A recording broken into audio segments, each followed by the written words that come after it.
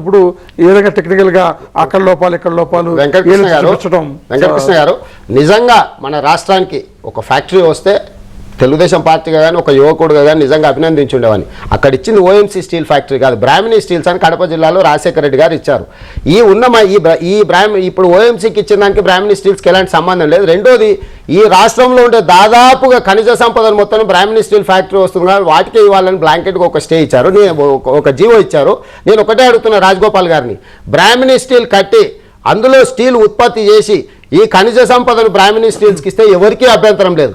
బ్రాహ్మణి steel compound వాళ్ళు కూడా complete కాలేదు కానీ 5,400 కోట్లకు సంబంధించిన ఖనిజ సంపదను చైనాకి ఎక్స్పోర్ట్ చేసిందండి. చైనాకి ఎక్స్పోర్ట్ చేస్తే బ్రాహ్మణి స్టీల్కి ఏం లాభము, లేకపోతే రాష్ట్రంలో ఉన్న యువకులకు ఏం లాభం, ఈ రాష్ట్రంలో చదువుకున్న వాళ్ళకి ఏం లాభం? ఈ మొత్తం వ్యవహారంలో గాలి జనార్దన్ రెడ్డి గారికి సంబంధించిన వ్యవహారాలన్నీ కూడా గడిచిన 2 నెలలుగా ఒక్కొక్కటిగా పైకి వస్తున్నాయి.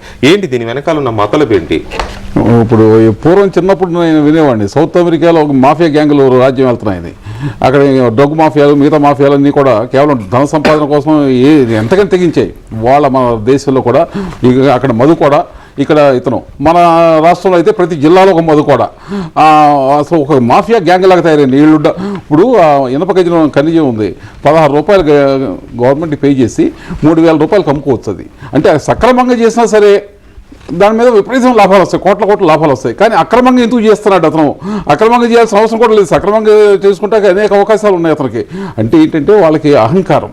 ఇప్పుడు ఈ ప్రభుత్వంలో ఉన్న వాళ్ళ నాయకులు కానీ, ప్రభుత్వాధికారులు కానీ, ఐఏఎస్ అధికారులు కానీ, మన ఇంట్లో సేవకులు ఏం చెబితే చేస్తారు, డబ్బులు పడేస్తాం వాళ్ళకి అన్న అహంకారంతో వాళ్ళు ఇట్లా చేస్తున్నాడు. పైగా గాలి జనార్దన్ రెడ్డి బీజేపీ అతను పెంచి పోషించి అతను మనకు ఉపయోగపడతాడు అనుకుంటున్నారు. అనుకునే వాళ్ళు అతనికి మంచి పదవులు ఇచ్చారు, బళ్ళారి జిల్లా మొత్తం అతనికి అప్పచెప్పారు. కానీ ఇప్పుడు అతను ఏమనుకుంటున్నాడు, బీజేపీ ప్రభుత్వం తనకు ఉపయోగపడాలనుకుంటున్నాడు. బీజేపీ ప్రభుత్వాన్ని అతను లొంగ తీసుకుంటే ప్రయత్నిస్తున్నాడు వాళ్ళ రాజకీయాలు చూస్తుంటే. అంటే కేవలం వాళ్ళ డబ్బు మాఫియా అన్నదే వాళ్ళ రాజకీయాలు శాసిస్తుంది. ఏ పార్టీ అయినా సరే, అన్ని పార్టీలు ఇట్లా శాసిస్తారు. ఈ పార్టీలో మన రాష్ట్రంలో కాంగ్రెస్ పార్టీ కానీ లేక బీజేపీ కానీ ఈ డబ్బు మాఫియాలు పూర్తిగా ఇరుక్కుపోయినాయి. డబ్బు మాఫియాలు ఇరుక్కుపోయి జనార్దన్ రెడ్డి డిక్టేట్ చేస్తాడు. ఇక్కడ డబ్బు కల్మసం అంటున్నవాడు, చేతులకు మరకంటున్నవాడు మన రాష్ట్ర రాజకీయాల్లో ఒకళ్ళిద్దరు ఏమైనా ఉన్నారేమో కానీ అసలు ఎవరు లేరు. అందరూ కూడా ఈ డబ్బులు కొట్టుకుపోతున్నారు.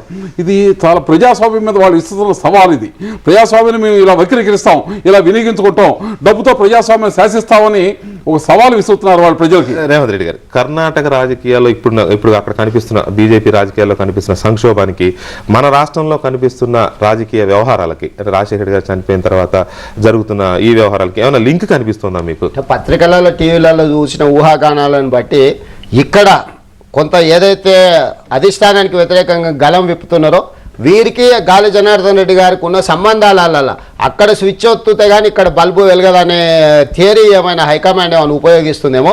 ఇన్నాళ్ళు వచ్చిన ఆరోపణలు ఇప్పుడు కాస్త స్పీడప్ అయిందనంటే మాత్రం ఎవరైనా కంట్రోల్కి తెచ్చుకోవడానికి, కళ్ళెం వేయడానికి ఏమైనా హైకమాండ్ పనిచేస్తుందేమో తెలియదు. కానీ ఓవరాల్గా ఏ ఉద్దేశంతో వేసినా కూడా కాస్తో కూస్తో ఈ అక్రమాలకు అడ్డుకట్ట వేసే అవకాశం వచ్చింది.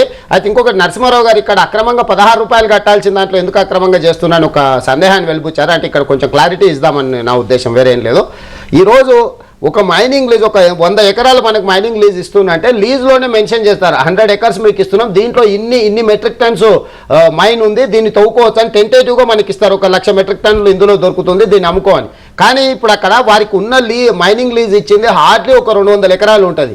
కానీ దాదాపుగా ఈ రోజు సరిహద్దుల వివాదాన్ని అడ్డం పెట్టి 1,000 ఎకరాలు అలా మైనింగ్ చేస్తుండ్రు.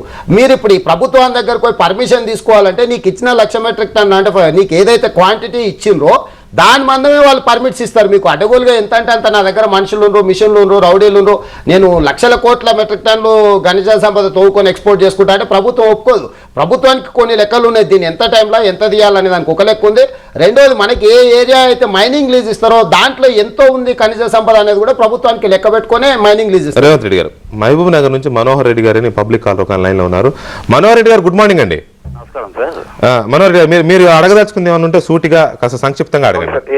ఏం కొంచెం అండి, ఇది వెబ్లాబ్ ఇప్పుడు ఇంత ప్రెజర్ రావడానికి కారణం ఒకటే అండి. ఇప్పుడు రాజశేఖర రెడ్డి ఇంత ముందుకున్నప్పుడు ఆయన కొంచెం దాన్ని అది ఉన్నప్పుడు ఎవరు లేవనో తెలియదు, ఆయన చనిపోయిన కారణంగా ఇది చాలా వచ్చింది. అవినీతి ఉన్న మాత్రం, అందులో అవినీతి ఉన్న వాస్తవం ఉన్నది మాట మాత్రం వాస్తవం. రేవంత్ రెడ్డి గారు చెప్పినట్టు ఖచ్చితంగా 100% ఉంది. కాకపోతే వాళ్ళు అక్రమంగా చేయడానికి కారణం ఏంటంటే వాళ్ళు ఇప్పుడు ఎలక్షన్లో ఖర్చు పెట్టడానికి కానీ ఇప్పుడు అక్రమంగా డబ్బు రాబట్టడానికి అక్రమంగా చేస్తాను, సక్రమంగా చేయరు ఎవరైనా. ఇప్పుడు రేవంత్ గారు చేసిన ఇప్పుడు ఇది జాతీయ సంపదని గవర్నమెంట్ కు వచ్చే విధంగా ఈ తెలుగుదేశం పార్టీ ముద్ర చేయట్లేదండి. ఎందుకంటే ఇది వాళ్ళకి ఇచ్చారు, మా వాళ్ళకి రాలేదు, వాళ్ళకు ఇచ్చారని వాళ్ళని తప్పితే ఇది సక్రమంగా ఓపెన్ యాక్షన్ పెట్టేసి గవర్నమెంట్ కి ఆదాయం తెప్పిస్తామని ఆలోచన టీడీపీకి మాత్రం లేదండి. ప్రతిపక్షంలో ఉన్నారు, ఇది చిత్తశుద్ధిగా అది చేయాలి. కానీ ఎందుచేపు అందులో అక్రమాల్లో మాట వాస్తవమే, కానీ దాన్ని మౌలికంగా దాన్ని సరి అయిన విధానంలో చేద్దామనే ఆలోచన. మనోహర్ రెడ్డి గారు ఇందులో ఓపెన్ ఆక్షన్స్ కూడా పెట్టారు, దాన్ని మరో మార్గంలో ఓఎంసీ చేజిక్కించుకుందనేది వార్తలు. రేవంత్ రెడ్డి గారు చెప్తారు దీని మీద. రేవంత్ రెడ్డి గారు, ఇప్పుడు మనోహర్ రెడ్డి గారు మేము టీవీలో మాట్లాడిందే చూడక, ఒకవేళ దీని విషయంలో మాట్లాడాలంటే కాస్త డీటెయిల్స్కి వెళ్ళండి. తెలుగుదేశం పార్టీ అధికారంలో ఉన్నప్పుడు గ్లోబల్ టెండర్ పిలిచింది చీమకుర్తి గ్రానైట్ మీద కానీ ఈ మైనింగ్ విషయంలో కానీ. తెలుగుదేశం పార్టీ మొట్టమొదట గ్లోబల్ టెండర్ పిలిచిందే తెలుగుదేశం పార్టీ. గ్లోబల్ టెండర్లో చీమకుర్తిలో క్యూబిక్ మీటర్కు 44,000 వస్తే దాన్ని ఆ రోజు ప్రభుత్వం మారడం వల్ల పెండింగ్ పడితే అదే గ్లోబల్ టెండర్కు ఇచ్చిన క్వారీని 4,000 రూపాయలకు రాజశేఖర రెడ్డి గారు వచ్చిన తర్వాత నామినేషన్ మీద కట్టబెట్టాడు. ఒకవేళ మీకు వివరాలు తెలియకపోతే ఆ రాజగోపాల్ అని ఎవరైతే ఇక్కడ పేరు రాస్తున్నారో వారిని అడగండి, లేకపోతే ఇన్ఫర్మేషన్ యాక్ట్ కింద అప్లై చేయండి ఒకసారి. అసలు గ్లోబల్ టెండర్ ఎప్పుడైనా పిలిచిండ్రా? ఈ ఖనిజ సంపదకు సంబంధించి ఏ ప్రభుత్వాలైనా గ్లోబల్ టెండర్ పిలిచిండ్రా? పిలిస్తే ఎవరైనా టెండర్ వేసిండ్రా? వేస్తే ఏ రేట్తో వేసిండ్రా అనేది కూడా మీరు ఒకసారి కనుక్కోండి. రాజగోపాల్ గారు, గాలి జనార్దన్ రెడ్డి గారు కర్ణాటకలో బీజేపీ సర్కార్లో మంత్రిగా ఉన్నారు. అక్కడ బీజేపీ రాజకీయాలు ఆయన శాసిస్తున్నమాట అందరికీ తెలుసు. అట్ ది సేమ్ టైం ఆంధ్రప్రదేశ్లో వైఎస్ రాజశేఖర రెడ్డి గారి కుటుంబానికి చాలా సన్నిహితంగా ఉంటున్నారు. వ్యాపార లావాదేవీలు కూడా ఉన్నాయి, కొన్ని కంపెనీల్లో పార్ట్నర్షిప్స్ కూడా ఉన్నాయని అది ఆర్థిక చెప్తూ ఉంటారు. ఓకే, అవి రికార్డెడ్గా ఉన్నాయా లేదనేది తర్వాత విషయం. సో ఇక్కడ మన దగ్గర కాంగ్రెస్ పార్టీ రాజశేఖర గారు జరిపిన తర్వాత వచ్చిన ఆ చీలికలు కానీ, చీలిక ఇన్ ద సెన్స్ గ్రూపులుగా తయారైన తర్వాత ఇక్కడ జరుగుతున్న పరిణామాలకు అక్కడ కర్ణాటకలో జరుగుతున్న ఒక్కసారిగా వచ్చిన అసమ్మతి కుంపటికి ఏమైనా సంబంధం ఉందా? దీంట్లో కాంగ్రెస్ పార్టీ అధిష్టానం హస్తం ఏమైనా ఉందా?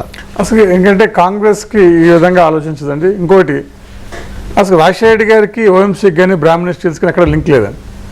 అలాగే ఓఎంసీ ఇస్ ప్రమోటర్ ఆఫ్ బ్రాహ్మణ స్టీల్స్. ఓఎంసీ మేజర్ కంపెనీ, ఆ కంపెనీ ప్రమోట్ చేసిన బ్రాహ్మణ జనార్దన్ రెడ్డి గారు వ్యక్తులు ఎవరన్నా కదా. ఓఎంసీని మేజర్ కంపెనీ ఎప్పటి నుంచో ఉంది, ఇప్పుడు కొత్తగా ఆంధ్రప్రదేశ్లో పుట్ల ఎప్పటి నుంచో ఉంది. ఆ company is a promoter of బ్రాహ్మణ స్టీల్స్.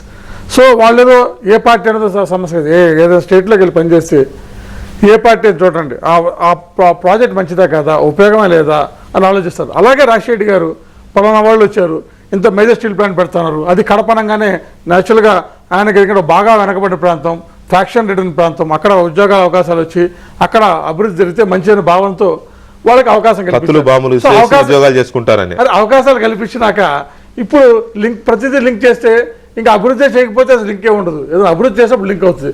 సో అని చెప్పి నాకు లోతుగా పరిజ్ఞానం లేదు. రాజకీయాల మీద అయితే ఉంది కదా మీకు పరిజ్ఞానం, ఈ రెండు రాష్ట్రాల్లో జరుగుతున్న పరిణామాల మీద దృష్టి పెట్టలేదు. ఎందుకంటే కాకపోతే రాజకీయ పరిణామాల్లో, ఎందుకంటే అక్కడ దానికి దీనికి చాలా తేడా ఉంది. ఎందుకంటే అక్కడ బీజేపీ ప్రభుత్వం ఉంది, ఇక్కడ కాంగ్రెస్ ప్రభుత్వం ఉంది. అలాగే బీజేపీ ప్రభుత్వంలో వాళ్ళ ఇంటర్నల్ ఫ్యాక్టర్స్లో వాళ్ళు అక్కడ రెబల్ అయ్యారు. ఎక్కడ కాంగ్రెస్ పార్టీ అక్కడ బీజేపీ చీలికి వచ్చింది, ఆ చీలికి మేము మద్దతు చేస్తాం. ఇక్కడ మనం ఒకటి వాళ్ళ ఇంటర్నల్ పాలిటిక్స్ వల్ల అక్కడ సంక్షోభం వచ్చింది మీరు అంటారు, కానీ బళ్ళారి ఖనిజాలే కేంద్ర బిందువుగా అక్కడ సంక్షోభం వచ్చింది. అది వాళ్ళు కొట్టుకున్నారు. ఇప్పటి నుంచి కాదు, దేవగౌడ ఉన్నప్పుడు కూడా అప్పుడు కూడా గాలి జనార్దన్ రెడ్డి ఈ విధంగా లేవనెత్తడం, అక్కడ జేడీఎస్కి బీజేపీకి మధ్యన పొత్తు చెడిపోవడం కానీ లేదా కొట్లాడటం కూడా అప్పుడు కారణమైంది. సో బీజేపీలో వాళ్ళ ఇంటర్నల్ సమస్య అది. సో దాన్ని కాంగ్రెస్ పట్ల కాంగ్రెస్ ఎక్కడ కూడా ఈ ఫ్యాక్షన్ కి ఆ ఫ్యాక్షన్ మద్దతు కాంగ్రెస్ కు సంబంధం ఉంది, సంబంధం ఉంది. I tell you one thing Rajagopal గారు, ఫిబ్రవరిలో 9th of February 2009 యడ్యూరప్ప సరిహద్దుల వివాదం ఉంది. ఆంధ్రప్రదేశ్ అనంతపూర్ ఆఫ్ ఆంధ్రప్రదేశ్, కర్ణాటక ఆఫ్ బళ్ళారి, రెండు రాష్ట్రాల సరిహద్దుల వివాదం ఉంది. ఈడ అడ్డగోలుగా అక్రమ మైనింగ్ జరుగుతుంది, దీని మీద చర్యలు తీసుకోండి అని కేంద్రంలో ఉన్న కాంగ్రెస్ ప్రభుత్వానికి సంబంధించిన కపిల్ సిబాల్ గారికి ఒక ముఖ్యమంత్రి గారు లెటర్ రాసిండ్రు. ఆంధ్రప్రదేశ్ మాకు సహకరించట్లేదు, దయచేసి మీరు చర్యలు తీసుకోండి. సర్వే ఆఫ్ ఇండియా ద్వారా మీరు సర్వే చేయించి బౌండరీస్ ఫిక్స్ చేయండి. ఆడ అక్రమంగా కొన్ని వేల ఎకరాలలో కొన్ని మిలియన్ టన్నుల ఖనిజ సంపదను దోసుకొని పోతున్నారు కొంతమంది కాంట్రాక్ట్, కొంతమంది మైనింగ్ లీజ్దారులు, మీరు దయచేసి ఇన్వాల్వ్ కాండి అని ఫిబ్రవరిలో కేంద్ర ప్రభుత్వానికి లెటర్ రాశారు. ఎందుకు ఆంధ్రప్రదేశ్ ప్రభుత్వం స్పందించట్లేదు? బీజేపీ ప్రభుత్వంలో బీజేపీలో మంత్రి ఉన్న అతని మీద బీజేపీ ముఖ్యమంత్రి కాంగ్రెస్ ప్రభుత్వానికి లెటర్ రాస్తే ఆంధ్రప్రదేశ్ స్పందించదు, కేంద్ర ప్రభుత్వం స్పందించదు. దీంట్లో సంబంధాలు లేవని ఏ విధంగా రాజగోపాల్ గారు చెప్పారు? మీకే అనిపిస్తుంది ఈ రెండు రాష్ట్రాల మధ్య రెండు రాష్ట్రాలు జరుగుతున్న రాజకీయాలకి ఈ జరుగుతున్న ఈ ఓబులాపురం మైన్స్ కానివ్వండి, లేకపోతే ఇక్కడ జగన్ గారి వ్యవహారాలకు సంబంధించి కానీ, జనార్దన్ రెడ్డి గారి వ్యవహారాలకు సంబంధించి కానీ లింక్ ఏం